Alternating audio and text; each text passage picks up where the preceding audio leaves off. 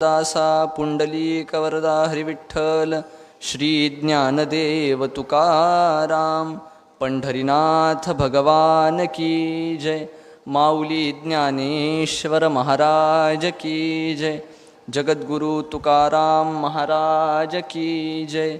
जय जय रघुवीर समर्थ श्रोता वक्ता श्रीराम समर्थ। जय जय रघुवीर समर्थ।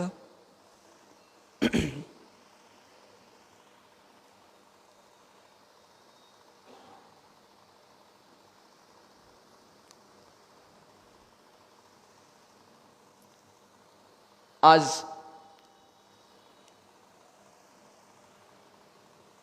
आपल्या सर्वांकरिताच अत्यंत भाग्याचा दिवस आणि आजच्या दिवशी आपल्याला ज्यांनी मोक्षाची वाट मोकळी करून दिली, ज्यांनी मोक्षाचं द्वार आपल्यासाठी उघडं करून दिलं, असे विश्वाचे माऊली महाकैवल्य तेजोनिधी संत श्रेष्ठ श्री ज्ञानेश्वर महाराज यांची जयंती। सोबतच आज गोकुळाष्टमीचा पवित्र दिवस।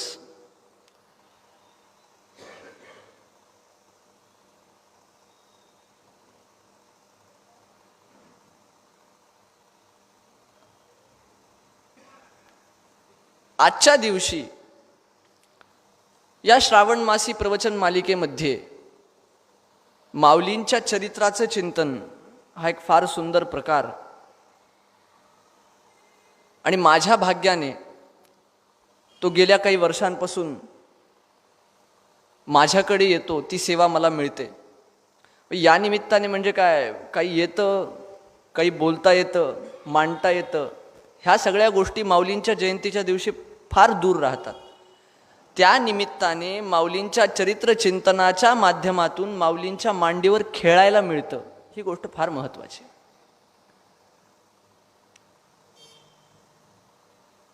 ज्या माऊलींच्या तेजस्वी मूर्तीकडे आणि ज्या माऊलींच्या अत्यंत दिव्य अशा प्रकारच्या विग्रहाकडे पाहताच अंतःकरणातला सर्व अहंभाव गळून जावा,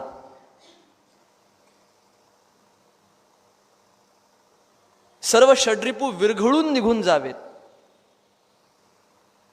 अशा प्रकारचा तो त्यांचा तेजस्वी विग्रह। आणि त्यांच्या जयंतीच्या दिनी त्यांच्याच या बालकाकडे त्यांच्या चरित्रावर काही चिंतन करण्याचं भाग्य मिळतं, आणि ते भाग्य माझ्या पदरात पडतं। वास्तविक सेलूमध्ये प्रवचन करायचं म्हणजे एक आगळा वेगळा उत्साह असतो मनामध्ये, पण सोबत सावधान सुद्धा असायला हवं। कारण सेलूचे श्रोते हे माऊलींनी ज्याप्रमाणे वर्णन केलं, प्रभू तुम्ही महेशाची या मूर्ती, मी दुबळा अर्चितसे भक्ती, बोल जरी गंगावती तरी स्वीकाराल की, बालक बापाची ये ताटी रिघे आणि बापतेची जेवू लागे, तोही संतोष लेनी वेगे मुखची ओढवी। माऊलींनीच श्रोत्यांची ज्या शब्दांमध्ये प्रार्थना केली ते माऊलींचेच शब्द या श्रोतृवृंदापुढे, या महेशाची या मूर्तीपुढे प्रार्थून मी माझ्या प्रवचन सेवेला प्रारंभ करतो। महाकैवल्य तेजोनिधी संत श्रेष्ठ श्री ज्ञानेश्वर महाराजांचा अवतार हा जनकल्याणासाठी झाला, विश्वकल्याणासाठी झाला। सामान्यतः संतांचा अवतार असतोच ह्याकरिता, जे जन, जे जीव, जे लोक या अपार अशा भवसागरामध्ये बुडत आहेत आणि त्यांना त्या गोष्टीचं भान नाही, त्याच्याकरिता भगवंताने विचार केला की आपण प्रत्यक्ष भूतलावरती गेलं पाहिजे। आणि मुख्य मुद्दा हा की लोकांना प्रेमाने त्यांच्या हाताला धरून परमार्थाच्या वाटेला आणणारा कोणीतरी हवा। इथे भगवंत ही भूमिका कामाची नाही। हे सगळे जमलेले आहेत, हे सगळे भूतलावरती आहेत, ते भगवंताचेच लेकर आहेत। मग आपलं लेकरू यद्यपि मूढ असलं, यद्यपि अज्ञ असलं, जरी पापी असलं तरीही त्याचा हात धरून त्याला परमार्थ मार्गावरती आणण्याचं सामर्थ्य एका माऊली या पदामध्ये आहे, संत या पदामध्ये आहे. एखाद्या आईला 2 मुलं असले आणि एक अत्यंत मेधावी असला आणि दुसरा अज्ञ असला, मूर्ख असला, तर आईचं लक्ष त्या मेधावी मुलापेक्षा जास्त मूर्ख मुलाकडे असतं.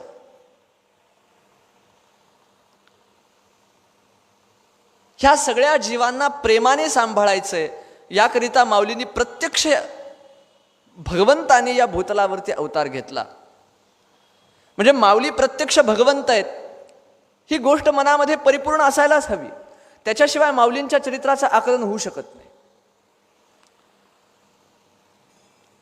ज्ञानेशो भगवान विष्णू निवृत्तीर भगवान हरहा सोपानो भगवान ब्रह्मा मुक्ताख्या ब्रह्मचित कला.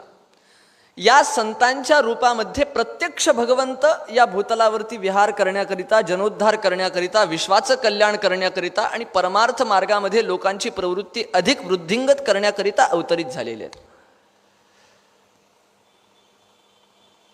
तसं पाहिलं तर भक्तिशास्त्राला भक्त, संत आणि परमेश्वर भगवंत यांच्यामध्ये भेद मान्य नाही. भक्तिशास्त्राने तो भेद मान्य केला नाही. संत तेच भगवंत आणि भगवंत तेच संत हीच भूमिका भक्तिशास्त्राने घेतली. श्रीमंत नारद महर्षींना आपण पृच्छा केली तर नारद भक्ती सूत्रातल्या 41व्या सूत्रात ते म्हणतात, तस्मिन् तज्जने भेदाभावात. तस्मिन म्हणजे भगवंतामध्ये आणि तज्जन म्हणजे भगवंताचे जे अनन्य भक्त आहेत त्यांच्यामध्ये भेदाचा अभाव आहे, भेदाभावात. थोडंसं पार्श्वभूमीच्या दृष्टीने आपण हे सर्व पाहायला हवं. 39वं सूत्र आलं महत्संगस्तु दुर्लभो गम्यो मोघश्च आणि 40वं सूत्र आलं लभ्यतेपि तत्कृपयैव. संतांचा जो सहवास असतो, सत्पुरुषांचा जो सहवास असतो तो दुर्लभो अगम्यो अमोघाच अशा प्रकारचा आहे. आणि तो मिळतो कुठे, कसा, तर तो भगवंताच्या कृपेने. लभ्यतेपि तत्कृपयैव. आणि या पद्धतीचं वर्णन केल्यानंतर श्रीमंत नारद महर्षी म्हणतात की तस्मिन् तज्जने भेदाभावात. तसं पाहायला गेलं तर भक्त आणि भगवंत यांच्यामध्ये भेदच नाही हो. आपण पहा ना, भगवत प्राप्तीकरिता आपल्याला संतांशिवाय पर्यायच नाही. संतान विना प्राप्ती नाही ऐसी वेद देती ग्वाही. श्रीमद भगवद्गीतेमध्ये फार सुंदर वाक्य आलं, ज्ञानी त्वात्मैव मे मतम. जे ज्ञानी आहेत ते भगवंताशी एकरूप झालेले असतात. ही गोष्ट निसंशय आपल्या मनामध्ये आपण उतरवायला हवी. यावर भाष्य करताना ज्ञानेश्वर माऊलींनी फार सुंदर ओव्या लिहिल्या.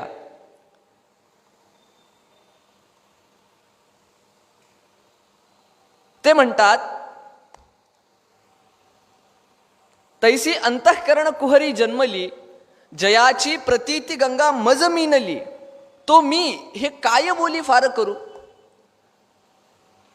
आपल्या अंतःकरणाच्या दरीमध्ये प्रतीतीच्या गंगेचा जन्म झाला आणि ती गंगा भगवंताला जाऊन मिळाली. प्रतीतीची गंगा म्हणजे अनुभवाची गंगा, ती ज्ञानाची गंगा. ती ज्ञानाची गंगा एकदा का भगवत रूपी सागराला जाऊन मिळाली तर ती पुन्हा मागे वळते का? पुन्हा मागे वळते का? त्या गंगेला मागे वळण्याचं काही काम आहे का? नाही. तद्वत संत आणि भगवंत यांच्यामध्ये अभेद आहे. एरवी ज्ञानिया जे म्हणजे ते चैतन्याचे केवळ माझे, हे न म्हणावे परी काय की जे बोलणे बोलो. हे ज्ञानोबराय त्या ओवीच्या त्या श्लोकाच्या विश्लेषण करताना अशा प्रकारचं चिंतन करतात. मला मुख्य गोष्ट ही सांगायची आहे. माऊली म्हणतात एरवी ज्ञानिया जे म्हणजे ते चैतन्याची केवळ माझे, ते केवळ माझं चैतन्य. संत आणि भगवंत यांच्यामधला अभेद कसा असतो, माऊली प्रत्यक्ष भगवान विष्णूंचे अवतार कसे आहेत याविषयी आपण चिंतन करतो आहोत. मग ज्ञानाचं लक्षण काय? जैसा वारा का गगनी विरे. जैसा वारा का गगनी विरे मग वारे पण वेगळे नुरे.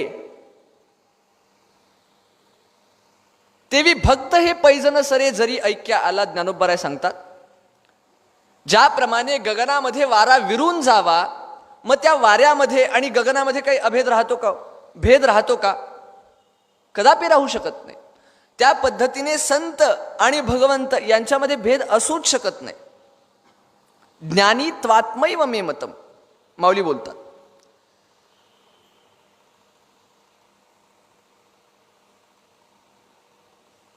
भगवान महाविष्णूंचा ज्ञानेश्वर महाराज हे प्रत्यक्ष ज्ञानावतार आहेत. आणि त्यांच्या चरित्राच्या दृष्टीने पाहायला गेलं तर फक्त ज्ञानावतार सुद्धा नाहीत बरं का.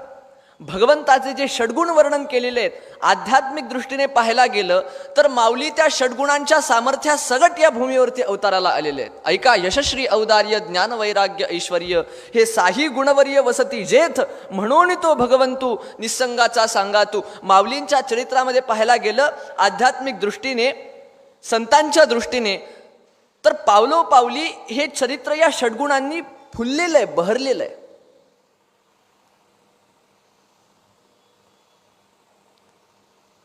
म्हणून संत आणि भगवंत यांच्यामध्ये अभेद आहे. आता कार्यपद्धतीमध्ये थोडा भेद आहे. आपल्याला संतांचं कार्य आणि भगवंताचं कार्य माहिती आहे, वेगळं सांगण्याची आवश्यकता नाही. संतांचं कार्य काय आणि भगवंताचं कार्य काय, भगवद्गीतेतले ते 2 श्लोक आपण सर्व जाणून आहात. यदा यदा हि धर्मस्य ग्लानिर्भवति भारत अभ्युत्थानम धर्मस्य तदात्मानं सृजाम्यहं परित्राणाय साधूनां विनाशाय च दुष्कृताम्. हे भगवंताचं कार्य, साधूंचं रक्षण आणि दुष्टांचं निर्दलन, सज्जनांचं परित्राण आणि दुष्टांचा विनाश, हे भगवंताचं कार्य. उद्देश एकच आहे, विश्वकल्याण. पण संत काय करतात? सज्जनांचं रक्षण, सज्जनांना भगवत प्राप्ती हे संतांचं कार्य आहेच आहे, पण विनाशायच दुष्कृताम हे जे भगवंताचं धोरण आहे ना, त्याच्या जागी संतांनी एक धोरण अंगीकारलं, जे खळांची व्यंकटी सांडो तया सत्कर्मी रती वाढो भूता परस्परे पडो मैत्र जीवांचे. त्या दुष्टांच्या विनाशाच्या ऐवजी भगवंत, जे संत असतात, त्या खळांची दुष्टबुद्धी काढून त्यांना भगवत भक्तीला लावतात. हे बघा, आपण जीवन जगत असताना 4 प्रकारचे लोक आपल्याला आढळतात. कोणते? एते सत्पुरुषाः परार्ध घटिका स्वार्थं परित्यज्य ये सामान्यस्तु परार्थमुद्यमवृत स्वार्था विरोधेन ये ते मी मानव राक्षसाः परहितं स्वार्थाय निघ्नन्ति ये तु घ्नन्ति निरर्थकं परहितं ते केन जानीमहे. जे स्वतःच्या स्वार्थाचा त्याग करून लोकांच्या कल्याणामध्ये रत राहतात त्यांना सत्पुरुष म्हणावं. जे स्वतःचा स्वार्थ साधून लोकांचं कल्याण करतात त्यांना सामान्य पुरुष म्हणावं. जे स्वतःच्या स्वार्थासाठी लोकांच्या कल्याणामध्ये बाधा आणतात त्यांना माणसातले राक्षस म्हणावं. पण जे विनाकारणच लोकांच्या कल्याणामध्ये बाधा आणतात त्यांना काय म्हणावं, असा प्रश्न राजा भर्तृहरीला या श्लोकामध्ये पडला. त्याला, त्या संज्ञेला, त्या प्रवृत्तीला श्री ज्ञानोबरायांनी खळ ही संज्ञा वापरली. आता भगवान तर मनुष्यरूपी राक्षसांचाच विनाश करायला बसले, तर हे खळ काय गोष्ट आहे? विनाश करणारच. पण संतांचं तसं नाही. संत हे खळांचा विनाश करत नाहीत, खळांची व्यंकटी काढून, दुर्बुद्धी काढून त्यांना सद्बुद्धी प्रदान करतात आणि ती सद्बुद्धी भगवंताच्या ठिकाणी लावायला त्यांना प्रेरित करतात. आता हा भेद दिसतो बाह्य. संतांचं काम हे, भगवंताचं काम ते. अहो, अंततोगत्वा उद्देश एकच आहे ना. संतांच्या अवतरणाचा उद्देश काय? भगवत जनकल्याण, विश्वकल्याण. भगवंताच्या अवतरणाचा उद्देश काय? विश्वकल्याण. यावर उत्तर देताना माऊलींनी ज्ञानेश्वरीमध्ये फार सुंदर उत्तर दिलं. जे वर्तत दिसती देही परिते देही न माझ्या ठाई आणि मी तयांचे हृदयी समग्र असे सविस्तर वटत्व जैसे बीज कणिके माझी असे आणि बीज कणू वसे वटी जेवी तेवी आम्हा तया परस्परे बाहेरी नामाचीच अंतरे वाचून आत्मवट वस्तू विचारे मी ते चिते. ते वर्तत दिसती देही. संत महात्मे आपल्याला वर्तन करताना दिसतात, संत महात्मे आपल्याला व्यवहार करताना दिसतात, संत महात्मे आपल्याला चालताना बोलताना दिसतात, पण ते वास्तविक देहात नसतात. ते वर्तत दिसती देही परी ते देही न माझ्या ठाई. ते माझ्या ठाई आहेत, त्यांचं चित्त माझ्यामध्ये आहे, त्यांचं चित्त माझ्यामध्ये लीन झालेलं आहे आणि मी तयांचे हृदय समग्र असे, म्हणून मी त्यांच्या हृदयामध्ये आहे असं भगवंत बोलतात अर्जुनाला. समग्र असे म्हणजे काय हो?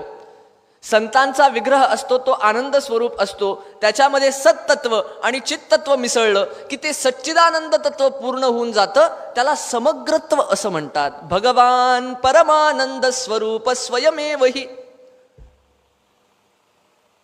परापूजा नावाचा एक प्रकार सांगितला. संत आपल्याला चालता बोलताना दिसतात, ती सगळी गोष्ट ठीक, पण अंतःकरण त्यांचं भगवंताच्या ठिकाणी कसं लागतं? आत्मा त्वं गिरिजामती सहचरा प्राणा शरीरं गृहं पूजा ते विषयोपभोग रचना निद्रा समाधी स्थिती संचार पदयो प्रदक्षिण विधी स्तोत्राणि सर्वा गिरौ यद्यत् कर्म करोमि तत्तदखिलं शंभो तवाराधनम. मी जे काही कर्म करतो ते भगवंताच्या चरणी अर्पण. मी चाललो तर ती भगवंताची यात्रा आहे, मी काही बोललो तर ते भगवंताची स्तुती आहे.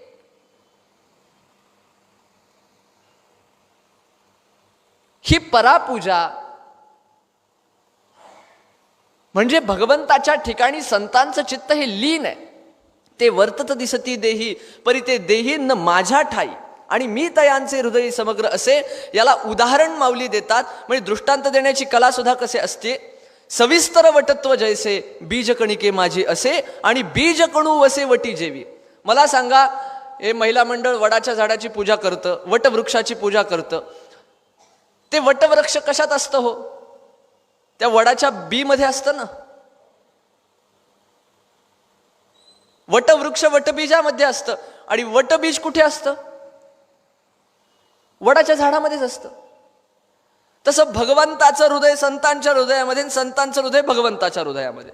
साधवो हृदयं मह्यं साधूनां हृदयन्त्वहं मदन्यते न जानन्ति नाहन्तेभ्यो मनागपि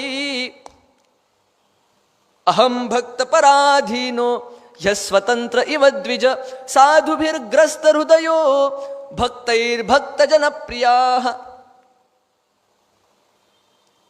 साधूंचं हृदय भगवंताच्या हृदयामध्ये, भगवंताचं हृदय साधूंच्या हृदयामध्ये. अशा प्रकारे संत आणि भगवंत यांच्यामध्ये आपल्याला भेद सापडत नाही. या दृष्टीने पाहायला गेलं तर माऊली प्रत्यक्ष परमेश्वर आहे, ज्ञानकलेचा अवतार, प्रत्यक्ष भगवान विष्णूंचा ज्ञानकलेचा अवतार. नव्हे नव्हे षड्गुणांसगट प्रगटीकरण म्हणजे ज्ञानेश्वर माऊलींचं प्रगटीकरण आहे. अवघ्या विश्वाच्या कल्याणाकरिता यद्यपि लोकांनी त्यांचा अनन्वित छळ केला, तरी पण अंतःकरणामध्ये विश्व कल्याणाची तळमळ कशी असावी हे माऊलींचं चरित्र आपल्याला शिकवतं. त्या दृष्टीने जर आपण माऊलींचं चरित्र पाहायला सुरुवात केली तर माऊली हे विश्वाच्या कल्याणासोबत जे जड जीव या भूतलामध्ये भवसागरामध्ये बुडत आहेत त्यांना वरी आणून, त्यांना सज्जनत्व प्राप्त करवून देऊन त्या सज्जनांचा भगवंत करण्यासाठी माऊलींचं चरित्र आहे. आपण म्हणतो संत परीस असतात, संत परीस असतात, संत परीस असतात. संत परीस कसे असतात तर ते असेच असतात. संत परीस असती परी परिसत्वची देती सच्छिष्यासी योग्य दावुनी मार्ग तयांसम योग्य योगी करी भक्तासी, असं वर्णन आहे. माऊली स्वतः भगवंत आहेत आणि लोकांवरती कृपा करून ते लोकांना भगवंतत्व प्राप्त करून देणार आहेत, पण त्याकरिता माऊलींच्या चरित्राच्या सहवासात राहणं अत्यंत महत्वाचं आहे. एका सूत्रावरती मला चिंतन करावंसं वाटतं.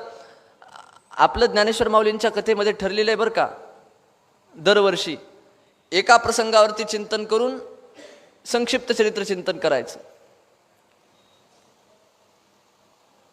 ह्या वर्षीचा विषय कोणता घ्यावा? माऊलींचं चरित्र किती सुंदर आहे आणि ते कशा प्रकारे जनतेला भगवंतत्व प्राप्त करवून देतं. महत्संगस्तु दुर्लभो गम्यो मोघश्च हे सूत्र माऊलींच्या जीवनामध्ये एका कथेमध्ये कसं उतरतं. आणि ती कथा आहे ती म्हणजे चांगदेवांची. चांगदेवांच्या कथेचं आपण चिंतन करूया, पण ते चरित्रात्मक करणं महत्वाचं आहे, कारण आज चरित्राला महत्व आहे.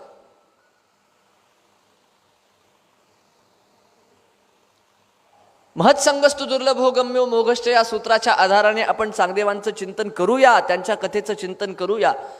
पण पहिल्यापासून थोडं चरित्रात्मक पाहूया, म्हणजे ते आपल्या आकृतीमध्ये बसतं.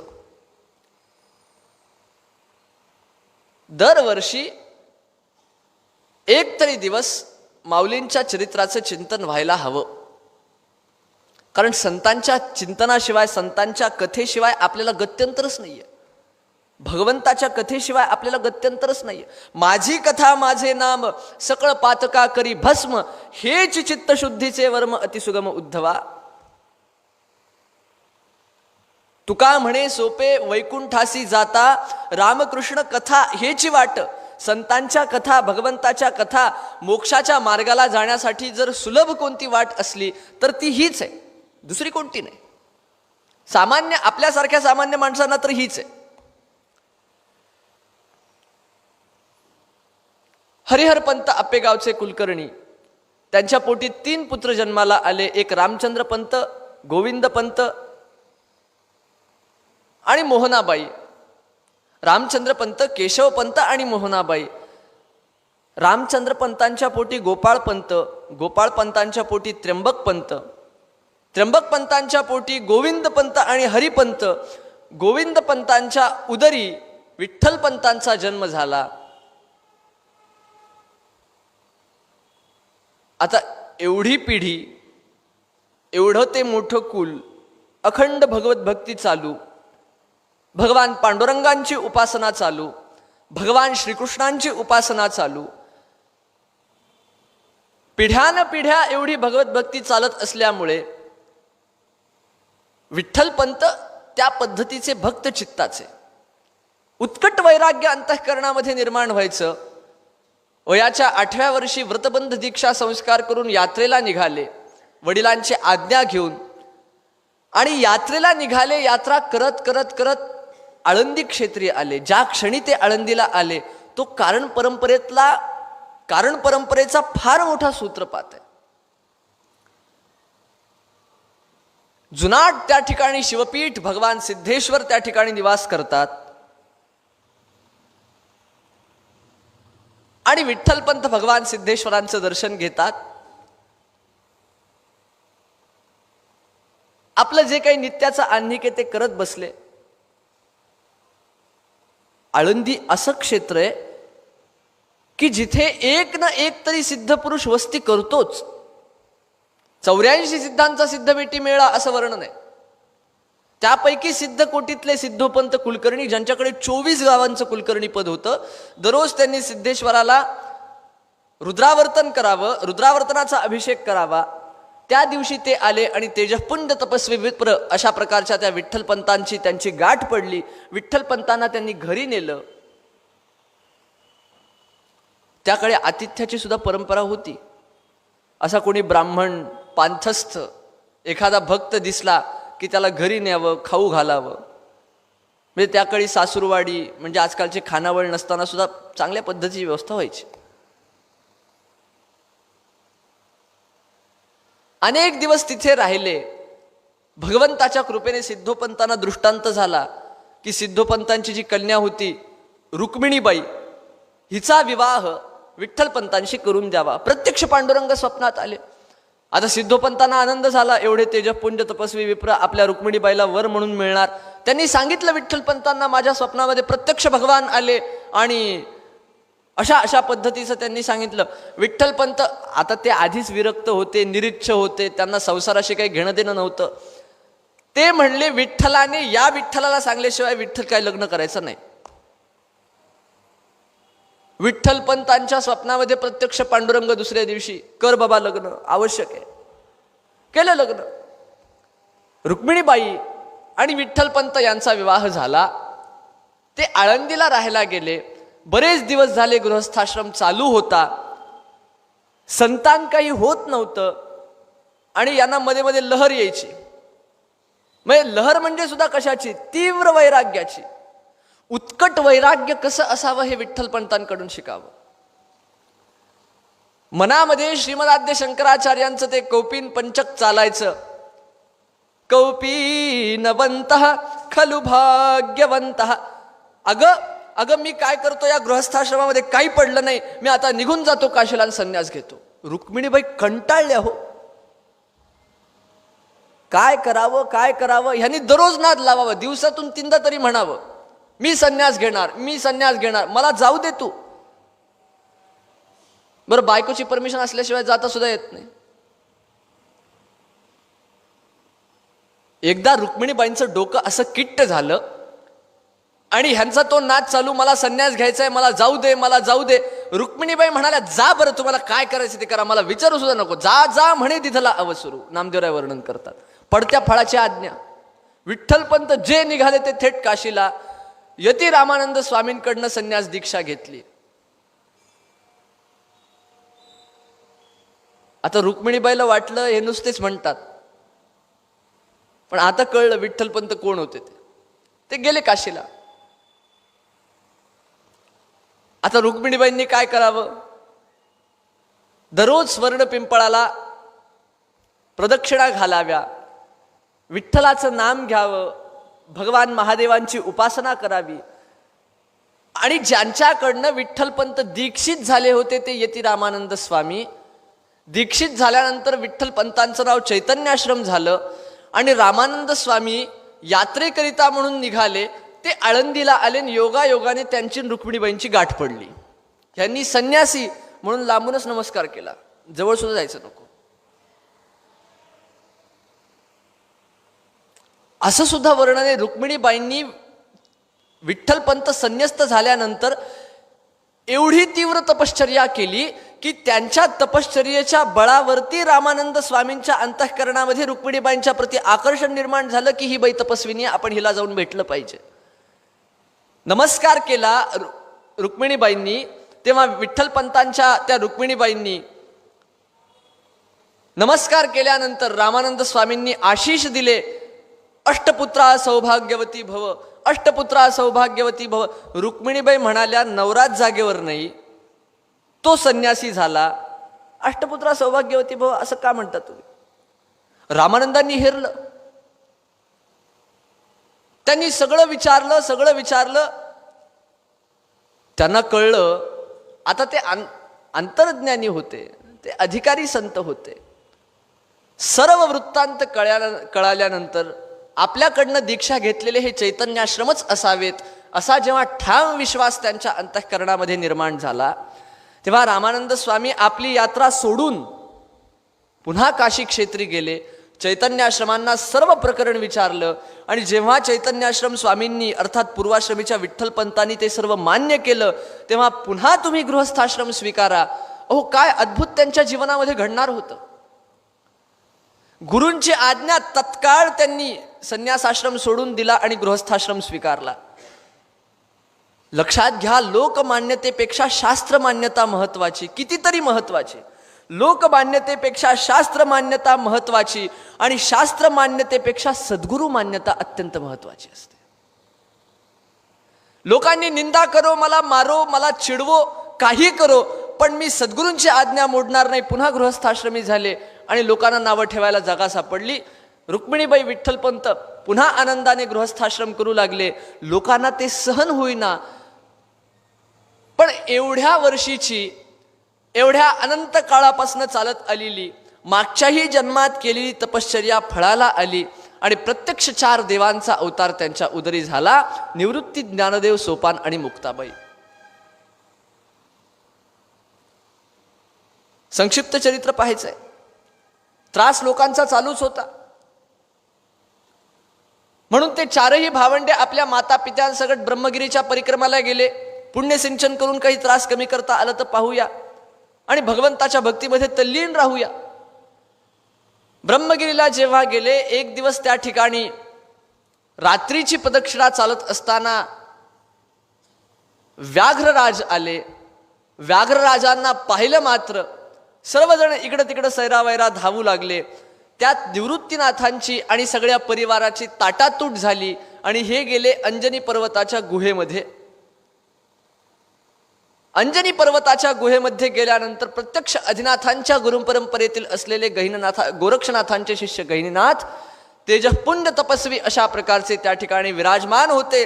त्यांनी जसं निवृत्तीनाथांना पाहिलं तसं म्हटलं, आपको बुलाने के लिए व्याघ्र भेजा था. संतांमध्ये सामर्थ्य सुद्धा कसं असतं. एक प्रकारचा दिव्य असा शक्तिपात त्यांनी निवृत्तीनाथांमध्ये केला. निवृत्तीनाथ पुन्हा आपल्या परिवाराकडे आले आणि निवृत्तीनाथांनी तोच अनुग्रह ज्ञानदेवांना दिधला आणि आता ज्ञानेश्वर महाराज जगताचं कल्याण करण्याकरिता सिद्ध झाले. आदिनाथ गुरु सकळ सिद्धांचा आदिनाथ गुरु सकळ सिद्धांचा मच्छिंद्रतयांचा मुख्य शिष्य मच्छिंद्राने बोध गोरक्षासी केला. गोरक्ष ओळला गहिनी प्रती, गहिनी प्रसादे निवृत्ती दातार ज्ञानदेवा सार चोजविले. मौंजी बंधनाचा विषय निघाला. हे लोक त्रास देत होते. विठ्ठलपंत बाहेर पडले. धर्मसभेपुढे मुद्दा मांडला आणि धर्मसभेने चक्क उत्तर दिलं. विठ्ठलपंत म्हणाले, अहो मी काय प्रायश्चित्त घ्यायचं ते घेईल, तुम्ही जे सांगाल ते मी करेल, पण माझ्या मुलांच्या मुंजी झाल्या पाहिजेत, समाजामध्ये त्यांना मान्यता मिळाली पाहिजे. सर्व धर्मसभेने सांगितलं की तुम्ही देहांत प्रायश्चित्त घ्या, कुठलाही प्रश्न न विचारता. तस्मात् शास्त्रम प्रमाणन्ते कार्याकार्य व्यवस्थितो. त्यागाची ज्वलंत आग अंतःकरणामध्ये कशी असावी, तत्वावबोध कसा असावा, तत्क्षण सर्व मायामोह त्यांनी झुगारून टाकला. विठ्ठलपंत आणि रुक्मिणीबाई प्रयागराजला गेले आणि त्रिवेणी संगमामध्ये आपला देह त्यागला. ज्याच्यासाठी आपल्या मातापित्यांनी देहांत प्रायश्चित्त घेतलं ते काम पूर्ण व्हायला हवं हे जेव्हा माऊलींना लक्षात आलं तेव्हा माऊलींनी नाद लावला, दादा चला पैठणाला, दादा चला धर्मसभेमध्ये. धर्मसभेमध्ये गेल्यानंतर त्या धर्मसभेने सांगितलं की तुम्ही ब्रह्मसभेमध्ये जा, पैठणाला जा, तिथून शुद्धीपत्र आणा, मग आम्ही तुमच्या मौंजी बंधनं करून देऊ. पैठणाला गेले. आता ही कथा मुळात एवढी रम्य आहे ना, वेळेचा अभाव आहे, आपल्याला मुख्य कथेकडे ओळायचं. पैठणाला गेले. तेथील विप्रवरांनी त्यांना शुद्धीपत्र द्यायचं कबूल केलं, परंतु पहिल्यांदा नामपृच्छा केली. तुमचे नाव काय आहेत म्हणाले, सांगा.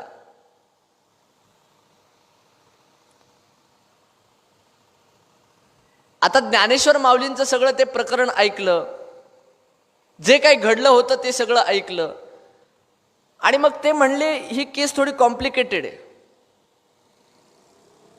आम्ही काही तुम्हाला शुद्धीपत्र देऊ शकत नाही, तुमच्या मौंजी बंधनं काही होऊ शकत नाहीत, पण तुम्ही तुमचे नावं सांगा. एक काम करा, तुम्ही सगळ्या विश्वामध्ये ब्रह्माला माना, सगळ्या विश्वामध्ये तुम्ही भगवंताला पहा आणि सर्वांना तुम्ही वंदन करून भक्ती करा, तुमचं कल्याण होईल. गोखर आणि श्वानवंदनीय अशा प्रकारचा उपदेश त्या ब्रह्मसभेने त्या बालकांना केला. आता ते बालकच प्रत्यक्ष भगवंत होते, त्या ब्रह्मसभेला काय ठाऊक. अशा प्रकारचं झालं. नाव विचारले, प्रत्येकाने अगदी पद्धतशीर आपले नावं सांगितले. मी निवृत्ती, मी ज्ञाना, मी सोपानदेव आणि मी मुक्ताई. खिल्ली उडवायचं म्हणून त्यांनी सांगितलं, अरे काय तुमचे नाव आहेत आणि तुमच्या नावाप्रमाणे तुमचा अधिकार काय. तितक्यात एक रेडा तिथून जाऊ लागला आणि त्याचं नाव ज्ञान्या होतं. ते म्हणाले, आता तो रेडा, त्याचं नाव ज्ञान्या आहे, काही अधिकार आहे नावाप्रमाणे त्याचा. ज्ञानेश्वर माऊली म्हणाले, ज्ञानदेव म्हणे, तोही माझा आत्मा वेगळी कथया आम्हा नाही, बस तुमचं शब्दज्ञान पुरे. असं म्हणून त्या रेड्याला आणण्यात आलं आणि माऊलींच्या पाठीवर सपकन चाबूक मारण्यात आलं. पाहतात तर काय, प्रत्यक्ष त्या रेड्याच्या पाठीवरती रेड्याच्या पाठीवरती चाबूक मारण्यात आलं. माऊलींच्या पाठीवरती चाबुकाचे ओळ म्हटले होते. बरं, काहीतरी गौड बंगाल असायला हवं. त्याच्यामुळे स्पष्ट स्वरादी रूपसंहिता असं काहीतरी उच्चारून दाखवायला पाहिजे. म्हणून माऊलींना त्यांनी सांगितलं की तुम्ही वेदोच्चारण यांच्या मुखातून करवून घ्या. ज्याप्रमाणे माऊलींनी पाठीवरून हात फिरवला, मस्तकावरती हात ठेवला, एखाद्या वैदिक पुरोहिताप्रमाणे त्या रेड्याने वेदघोष म्हणायला सुरुवात केली. अग्निमिळे पुरोहितम. सर्वांनी माऊलींचा जय जयकार केला. इथून ते नेवासाला गेले. विश्वाचं कल्याण ज्या अद्वयानंद वैभवामध्ये आहे, त्या अद्वयानंद वैभवाचं मूळ सूत्र ज्या ज्ञानेश्वरीमध्ये दडलेलं आहे, त्या ज्ञानेश्वरीचं दिव्य प्रतिपादन त्यांनी नेवासा या ठिकाणी केलं. आणि इथून पुढे माऊलींच्या चरित्रामध्ये चांगदेवांची कथा येते.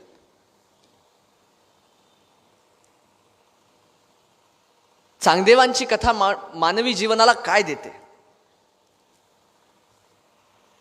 चांगदेवांची कथा आपल्याला काय शिकवते? महत्संगस्तु दुर्लभो गम्यो मोघश्च या सूत्रातल्या प्रत्येक पदातून बहरत जाणारी कथा म्हणजे चांगदेवांची कथा आहे. चांगदेवांची कथा मानवी मनाला एवढंच देते की नानाविध प्रकारचे प्रलोभन समोर दिसून या भावसागरामध्ये माणूस सहज बुडत जातो, पण त्यांना वास्तव हे काय हे दाखवून अत्यंत कृपाळूपणे तारण्यासाठी आणलेलं जहाज म्हणजे चांगदेवांची कथा आहे. सिद्ध योगी चांगदेव 1400 वर्ष जगले आणि सिद्धींच्या बळावर त्यांनी काळालाही परत पाठवलं. किती वेळा? 14 वेळा. वस्तुमात्र परीक्षा, भूत प्रेत पिशाच्यांचं उच्चाटन, पाण्यावरून चालत जाणे, समुद्रावरून चालत जाणे, अशा प्रकारच्या नाना प्रकारच्या सिद्ध्या त्यांना प्रसन्न. बरं, ही सिद्धी मिळवण्यात काही अडचण आहे का? काही नाही अडचण. चांगल्या असतात सिद्ध्या, काही वाईट असतात का? मिळवण्यामध्ये काही हरकत नाही, त्यांचा वापर करण्यामध्ये काही दोष नाही, पण त्या सिद्धींमध्ये अडकून राहणं फार भयानक आहे. 1400 वर्ष चांगदेव त्यात अडकून आहे. मग सिद्धींमुळे प्रसिद्धी मिळते, प्रसिद्धीमुळे लोकांमध्ये मन अडकत जातं. नाथ महाराजांनी तर या सगळ्या गोष्टींमधून स्पष्ट सांगितलं, ऐकोनी सिद्धीच्या कथा उल्हासू जरी माने चित्ता, तरी माझी ये प्राप्तीसी तत्वता सिद्धी सर्वथा बाधक. माझे स्वरूप शुद्ध अद्वैत, तेथ सिद्धींचे जे मनोरथ, लोकरंजन समस्त नाही परमार्थ सिद्धीन माझी. कुठलाच परमार्थ सिद्धीमध्ये नाहीये. वृद्धी सिद्धी निधी अवघीच उपाधी, जव त्या परमानंदी नाही मन. वृद्धी सिद्धी पिसे तया कोण पुसे, नेले राजहंसे पाणी काही. सिद्धींमध्ये अडकणं फार भयानक गोष्ट आहे. रामकृष्ण परमहंसांच्या जीवनातली एक कथा छोटीशी. नदीच्या तीरावरती उभे होते. एक सिद्ध योगी त्या ठिकाणी आला आणि तो म्हणाला परमहंसांना, आता मी या नदीवरून चालून पलीकडच्या तीरावर जातो, तुम्ही सुद्धा या. तो सिद्धीवाला त्या नदीला पार करून गेला. ह्यांनी मात्र चाराणे देऊन होडी करून नदी पार केली.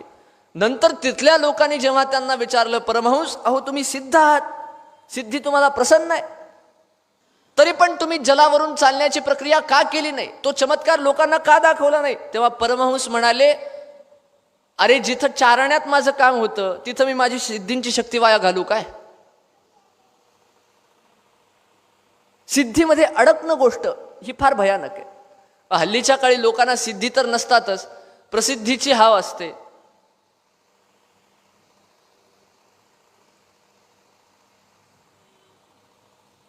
मग प्रसिद्धी मिळत नाही, सिद्धी जातात, काही उरतच नाही. चांगदेवांकडे होतं तरी ते.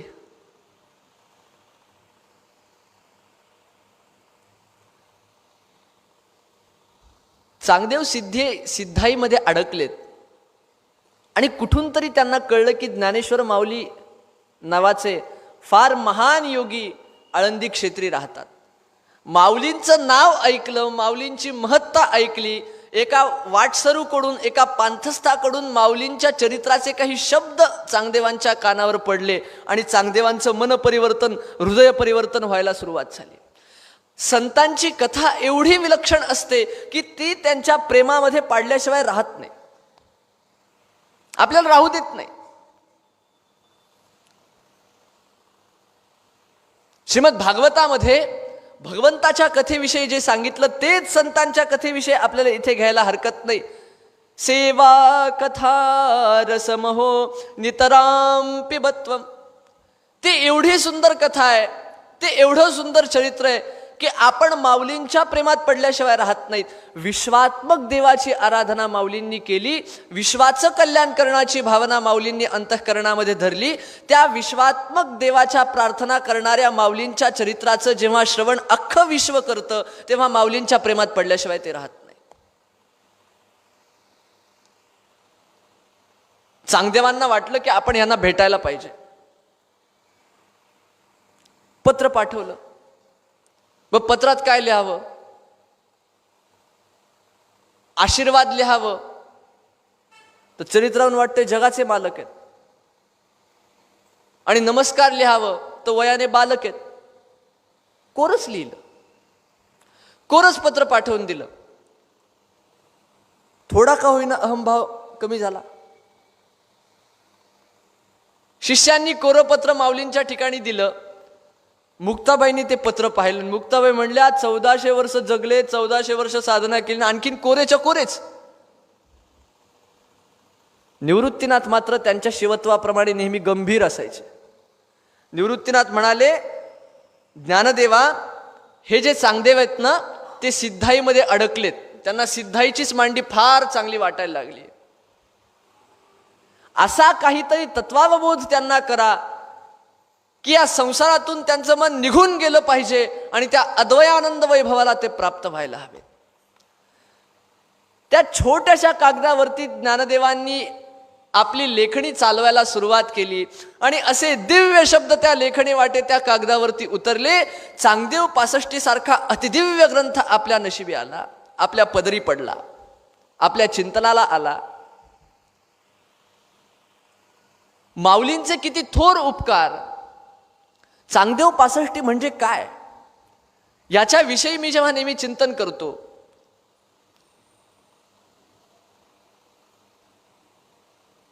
अहो, निवृत्तीनाथांच्या आज्ञा होताच ज्ञानेश्वर माऊलीने लेखणी चालवायला सुरुवात केली.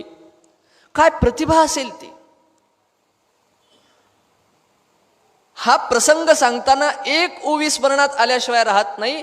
सिद्ध प्रज्ञेचे निलाभे मनची सारस्वते दुभे सकळ शास्त्र स्वयंभे निघती मुखे. सगळे शास्त्र, सगळे वेदांताचे तत्व त्यांच्या लेखनी वाटे त्या कागदावर उतरू लागले. चांगदेव 65 म्हणजे काय? अहो, एवढे सुंदर दृष्टांतालंकार आहेत त्याच्यामध्ये. नाना प्रकारच्या दृष्टांतालंकारांनी नटलेलं विश्वात्मक परमेश्वराचं कवन म्हणजे चांगदेव 65. बरं, संत कृपा सुद्धा कशी करतात? आतापर्यंत माऊली जवळ होते, चांगदेवांना माऊलींच्या चरित्राची माहिती माहीत नव्हती, कुठून तरी ऐकली आणि त्यांचं मन माऊलींकडे वळलं. ते माऊलींच्या आता सहवासात येणार, तो सहवास कळला सुद्धा पाहिजे. पण तो सहवास कसा कळावा याबाबत सुद्धा संतच कृपा करतात बरं का. जीवनातली प्रत्येक गोष्ट संतांच्या कृपेशिवाय कदापि शक्य नाही. चांगदेव 65ची अशी सुद्धा व्याख्या आपण करू शकतो की माऊली एखाद्यावर अगाध कृपा कशा पद्धतीने करतात, अमोघ कृपा कशी करतात. अमोघ कृपा म्हणजे अद्वयानंद वैभवाची प्राप्ती एखाद्याच्या जीवनामध्ये ते कशी करवून देतात. ब्रह्मांड पटलावरती पुरून उरलेला परमात्मा, चांगदेव 65च्या बाबत बोलताना, ब्रह्मांड पटलावरती पुरून उरलेला परमात्मा चांगदेवांच्या छोट्याशा पर्णपटलावरती माऊलींच्या कृपेने ज्या अक्षर रूपाने अवतरला ते अक्षर परब्रह्म म्हणजे चांगदेव 65.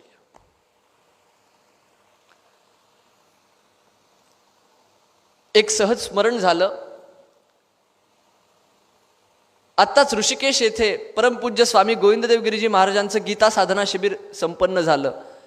त्यामध्ये पूज्य स्वामीजींनी अक्षर ब्रह्मयोगाचं प्रतिपादन केलं. गीतेचा 8वा अध्याय, त्यामध्ये अधिभूत, अधियज्ञ, अध्यात्म, अधिदैव अशा प्रकारच्या संज्ञा आहेत.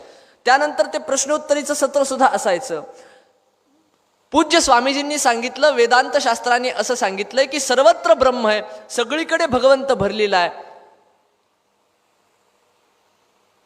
ब्रह्म म्हणजे काय, तर अक्षरम ब्रह्म परमम अशा प्रकारचं उत्तर 8व्या अध्यायामध्ये आहे. ते परब्रह्म अक्षर आहे आणि त्याच परमात्म्याचा एक भाग अधिभूत याविषयी जेव्हा अर्जुनाला भगवान सांगतात तेव्हा अधिभूतं क्षरो भावः. आता अधिभूत म्हणजे काय, मी विषयांतर करत नाही, चांगदेव 65च्या संबंधाने मला बोलायचंय. अधिभूत म्हणजे पंचीकृत पंचमहाभूत, पृथ्वी, आप, तेज, वायू, आकाश. हे सुद्धा एक भगवंताचंच रूप आहे. आता सगळं विश्व म्हणजे भगवंत म्हटल्यानंतर पृथ्वी, आप, तेज, वायू, आकाश सुद्धा भगवंतच आहे. पण अधिभूत याविषयी जेव्हा भगवान बोलतात तेव्हा अधिभूतं क्षरो भावः, हे अधिभूत, हे पंचमहाभूत हे क्षरणशील आहेत असं सांगतात. तेव्हा माझ्या मनात प्रश्न निर्माण झाला की अनश्वर भगवंताचंच एक रूप जे अधिभूत आहे, पंचमहाभूत आहे, ते क्षरणशील कसं असू शकतं हो. म्हणून मी त्यांना चिठ्ठीमध्ये तो प्रश्न लिहून पाठवला. त्यावर पूज्य स्वामीजींनी एवढं सुंदर उत्तर दिलं. ते म्हणले, ह्या सगळ्या गोष्टी क्षरणशील, नश्वर, अनश्वर ह्या सगळ्या गोष्टी तोपर्यंत बोलायच्या, सांगायच्या, ऐकायच्या असतात जोपर्यंत आपल्याला ती ज्ञानाची दृष्टी प्राप्त होत नाही. एकदा ती चिन्मयी दृष्टी आपल्याला प्राप्त झाली तर या क्षरणशीलतेची आवश्यकता नाही. आपण ज्या संसाराला नश्वर म्हणतो तो संसार सुद्धा आपल्या पक्षी भगवद्रूप होऊन राहतो. वेग चूडामणीमध्ये श्रीमदाद्य शंकराचार्यांनी एवढी सुंदर गोष्ट सांगितली. ते म्हणतात, मृद्रूपो हि यथा कुंभः तद्वत् देहोपि चिन्मयः. एखादा कुंभ असतो तो मृद्रूप असतो, म्हणजे मातीचा असतो, आतून बाहेरून सर्वत्र मातीच असते. मग त्या कुंभामध्ये मातीचं अस्तित्वाला बाद जातो का, नाही, माती ती मातीच आहे. त्याप्रमाणे हा देह सुद्धा चिन्मयच आहे. तद्वत् देहोपि चिन्मयः. पण हे केव्हा, जेव्हा ती चिन्मयी दृष्टी आपल्याला प्राप्त होईल. म्हणून ज्ञानेश्वर माऊली म्हणाले, अरे विश्वाला दूर सारून कुठे परमात्म्याला बघण्याच्या भानगडीत पडता, विश्वातच परमात्म्याला पहा. माऊलीने तेच केलं. प्रगट गुह्य बोले विश्व ब्रह्माची केले, राम जनार्दनी चरणी मस्तक ठेविले, आरती ज्ञानरा. पण मग भगवंताला या विश्वामध्ये कसं बघावं, ती चिन्मयी दृष्टी आपल्याला प्राप्त कशी व्हावी. चांगदेव 65 वाचू लागलो तेव्हा माझ्या मनात ठाम विश्वास निर्माण झाला.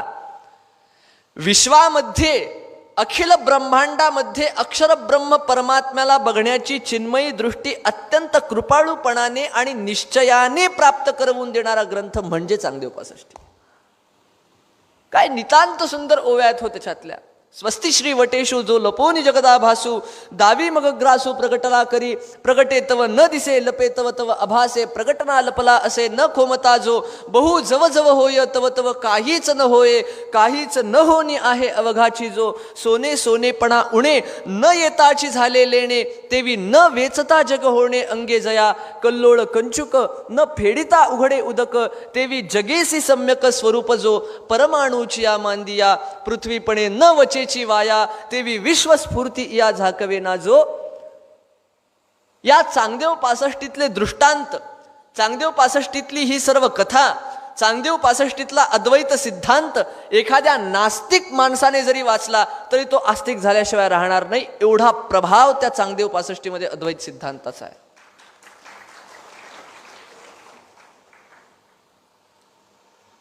आपण सोनं घालतो ना, सोनंच घालतो का, त्याचे अलंकार असतात, दागिने करतो.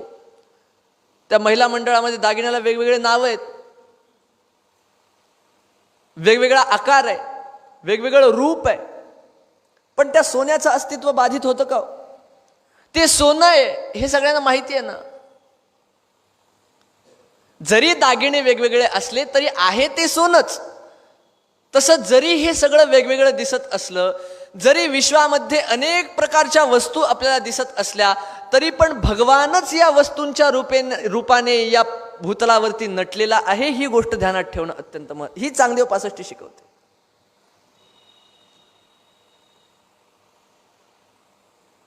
स्वतंत्र चिंतनाचा विषय हा उद्बोध जेव्हा ज्ञानेश्वर माऊलींनी केला, कधी कधी वाटतं कोराच कागद द्यायचा होता तर मोठा तरी द्यायचा असताना आम्हाला आणखी सोनं मिळालं असतं. त्या कागदावर जेवढ्या बसल्या तेवढ्या 65 ओव्या, थोडं मोठा दिला असतं तर काय बिघडलं असतं, कोराच द्यायचा होता, लेच थोडी होतं. असो, पण त्या कळणं सुद्धा फार भाग्याची गोष्ट आहे. त्या कळायला हव्यात माऊलींच्या चरणी प्रार्थना. तो उपदेश केला आणि चांगदेवांच्या अंतःकरणामध्ये मिलनाची इच्छा निर्माण झाली. बरं, चांगदेवांचा थाट काही लहान नाही. वाघावरती बसले, सगळे शिष्यमंडळ गोला केलं, हातात सर्पाचा चाबूक घेतला आणि निघाले आळंदीकडे. एवढं मोठं शिष्यमंडळ, व्याघ्र विराजित चांगदेव, हातामध्ये सर्पाचा चाबूक. आणि हे वर्णन जेव्हा माऊलींना कळलं की चांगदेव मोठ्या थाटामाटात आपल्याला भेटायला यायला लागलेत, मोठ्या थाटामाटात ते आपल्याला भेटायला यायला लागले. हे चारही भावंड एका भिंतीवरती सुखसंवाद करत बसले होते. माऊलींनाही वाटलं आपण सुद्धा त्याच थाटात त्यांना भेटायला गेलं पाहिजे. माऊलीने त्या अचेतन भिंतीला थाप मारली. चल ग म्हटले, ती भिंत जी आकाश मार्गाने उडू लागली. समर्थ रामदास स्वामी दासबोधामध्ये वर्णन करतात, जणू चांगदेवांच्याच कथेचं वर्णन करतात असं वाटतं. एक अचेतने चालविती, एक भयानक उठविती, एक भयानकावरी बैसती, एक अचेतने चालविती, एक प्रेते उठविती तपोबळे. आणि त्या भिंतीवर त्या ज्ञानेश्वर महाराजांना, त्या चारही भावंडांना जेव्हा चांगदेव महाराजांनी खालून पाहिलं, सर्व शिष्यमंडळ भोवताली होतं. हे वाघावरती बसलेले होते, हे तरी सजीवावर बसून आले. माऊलीने तर निर्जीवालाच चालविलं. पण ते माऊलींचा सुंदर विग्रह जेव्हा चांगदेवांच्या नेत्रकमलांमध्ये आला, तेव्हा चांगदेवांच्या डोळ्यात घळघळ घळघळ अश्रुधारा वाहू लागल्या. माऊलींच्या त्या मूर्तीकडे ते बघत बसले आणि त्यांचा सर्व अहंकार गळून गेला. चालविली जडभिंती, हरली चांग याची भ्रांती, मोक्ष मार्गाचा सांगाती ज्ञानोबा माझा. पाहत बसले माऊलींकडे.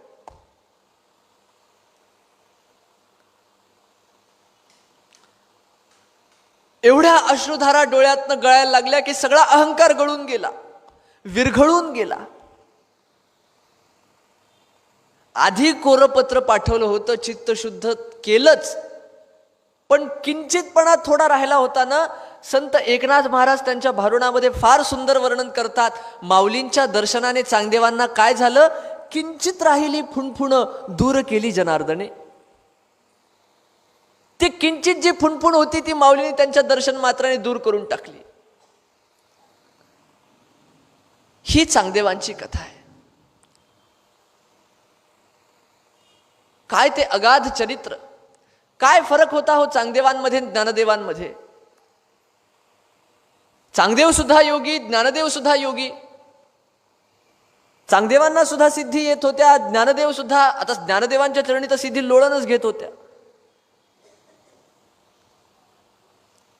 चांगदेव सुद्धा चमत्कार दाखवण्यात पट्टीचे होते, ज्ञानदेव सुद्धा चमत्कार दाखवत होते. फरक काय होता, सिद्धाईमध्ये चांगदेव अडकले, थोडे प्रसिद्धीच्या मागे लागले, अहंभाव आला. माऊली तर कशातच अडकलेले नव्हते, ते तर जीवनमुक्तच होते. आणि अहंकारच काय, अहंकारासारखा अल्प असा दुर्गुण सुद्धा त्यांना स्पर्श करू शकत नव्हता. म्हणून माऊलींच्या प्रतिवर्णन करताना म्हटलं, नमो ज्ञानेश्वरा निष्कलंका. ते निष्कलंक आहेत, कुठलाच दुर्गुण त्यांना स्पर्श करू शकत नाही. जीवात आणि शिवात हेच अंतर असतं. जीव सगळं काही करतो पण अलिप्त होतो. शिवाचं तसं नसतं, तो सगळं करतो अलिप्त होतो. पद्मपत्रमिवाम भसा.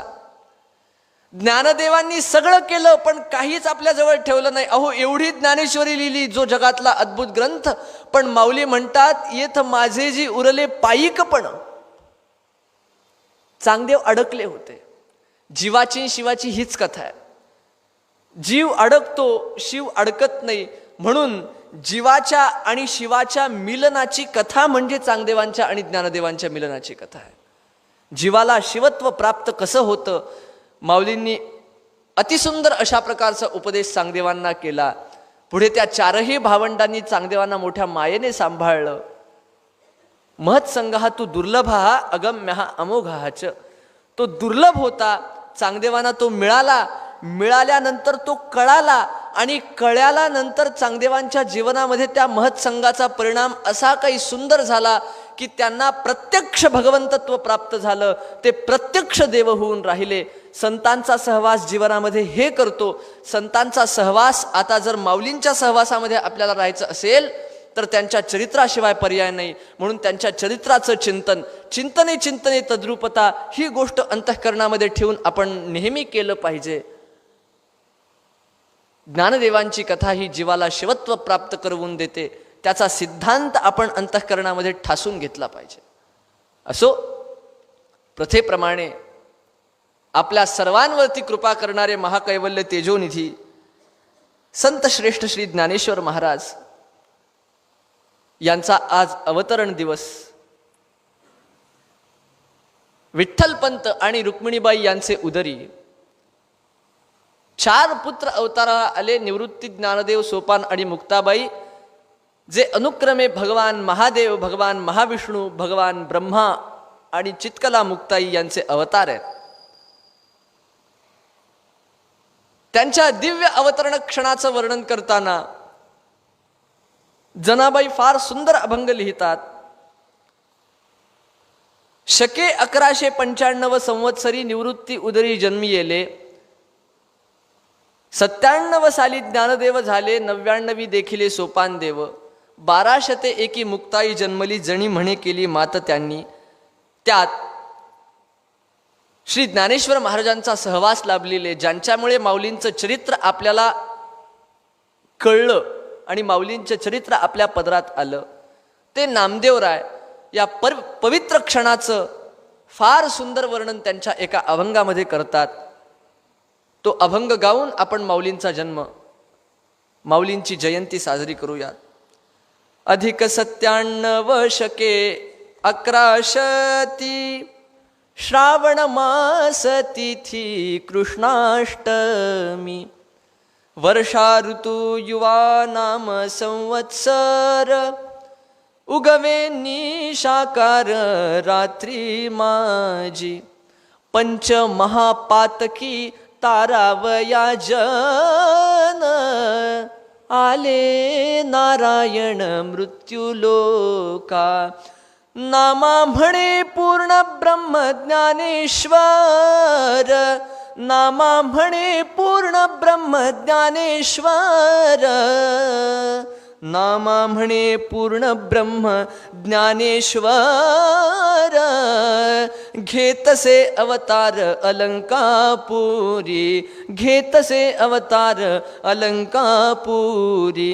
घेतसे अवतार अलंकापुरी. ज्ञानेश्वर महाराज की जय. ज्ञानेश्वर महाराज की जय. झालेली सेवा भगवंताच्या केशवराज बाबासाहेब महाराजांच्या चरणी अर्पण करतो. सेवेमध्ये जेवढं काही चांगलं वाटलं ते माझे सद्गुरू स्वामी गोविंददेव गिरीजी महाराज यांचं, माझे गुरुजी या ठिकाणी आले आणि जो काही त्रुटी प्रमाद निर्माण झाला तो मात्र माझा. सर्व श्रोतृवृंदांच्या चरणी सादर प्रणाम करून, माझे गुरुजी योगेश महाराज साळेगावकर यांच्या चरणी प्रणाम करून, केशवराज बाबासाहेब महाराजांच्या चरणी प्रणाम करून माझ्या सेवेला विराम देतो. केशवराज बाबासाहेब महाराज की जय.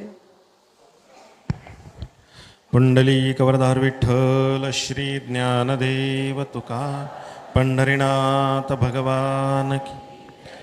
आता आधी आरती होईल. आरतीनंतर पसायदान आणि पसायदानंतर पुढच्या सूचना देऊन आपल्याला थांबायचं आहे. आपल्या सर्वांच्या जवळ आरती आहेत. माय माऊल्यांजवळ त्यांनी आरती प्रज्वलित करायच्या. इकडे आपण आरतीचे ताट तयार ठेवलेले आहेत. ते आरतीचे ताट तयार करायचे. हरिभक्तपरायण वसंत महाराज मंडलिक आणि सुधीर मंडलिक यांनी माऊलींच्या आरती करायची आहे समोर येऊन. व्यासपीठावरती या. कृष्णा इकडे आहे, तिकडे एक आहे. हां, वसंत महाराज आणि आरतीसाठी रघुनाथ सोन्नेकर सर. हे आरतीचे ताट मागे मागे जाऊ द्या. आरती झाली की आरती व्यवस्थित बाजूला ठेवायची.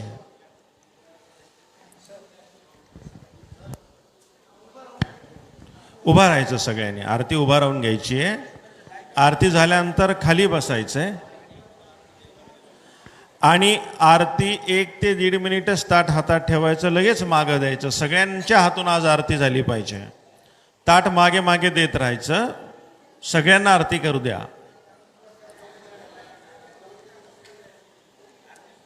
माऊलींची आरती, त्यानंतर तुकोबांची आरती आणि नंतर मंत्रपुष्पांजली. त्यानंतर पसायदान आहे. आपल्याला खाली बसून पसायदान म्हणायचं, उद्याच्या सूचना घ्यायच्या आणि मग प्रवचन सेवा संपेल.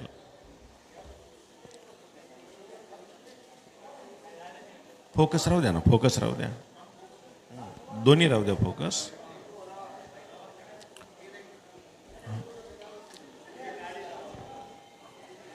तो एक राहू द्या व्यासपीठावरचा. बघा कसं. हां, चाल चाल. हां, ठीक आहे ठीक आहे. आरती होईपर्यंत वाटल्यास फोकस बंद ठेवू.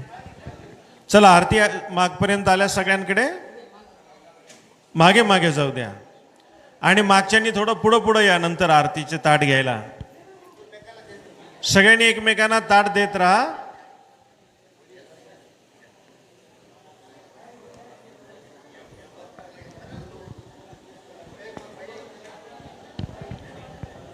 सर्वांनी आरती लावली असेल. मी आरतीला सुरुवात करतोय. ज्यांच्याजवळ आरतीचं ताट मिळालं नाही त्यांनी शेजाऱ्याने त्यांना आरतीचं ताट द्यायचं थोड्या वेळानंतर. आरती ज्ञान राजा महाकैवल्य तेजा, सेवेती साधू संत मनोवेदिला माझा. आरती ज्ञान राजा लोपले ज्ञान जगी, हितने नती कोणी. अवतार पांडुरंग नाव ठेविले ज्ञानी. आरती ज्ञान राजा महाकैवल्य तेजा, सेवेती साधू संत मन विठला माझा. आरती ज्ञान राजा प्रगट गुह्य बोले, विश्व ब्रह्मासी केले. राम जनार्दनी चरणी मस्तक ठेविले. आरती ज्ञान राजा महाकैवल्य तेजा, सेवेती साधू संत मनोवेदिला माझा. आरती ज्ञान राजा आरती तुकारामा स्वामी सद्गुरुधामा. सच्चिदानंद मूर्ती पायी दाखवियामा. आरती तुकारामा राघवे सागरात पाषाण तारिले. तैसे तुकोबाचे अभंग रक्षिले. आरती तुकारामा स्वामी सद्गुरुधामा. सच्चिदानंद मूर्ती पायी आरती तुकारामा तुकिता तुरनेसी ब्रह्म तुकासी आहे. मनोनी रामेश्वरी चरणी मस्तक ठेविले. आरती तुकारामा स्वामी सद्गुरुधामा. सच्चिदानंद मूर्ती पायी दाखवियामा. आरती तुकारामा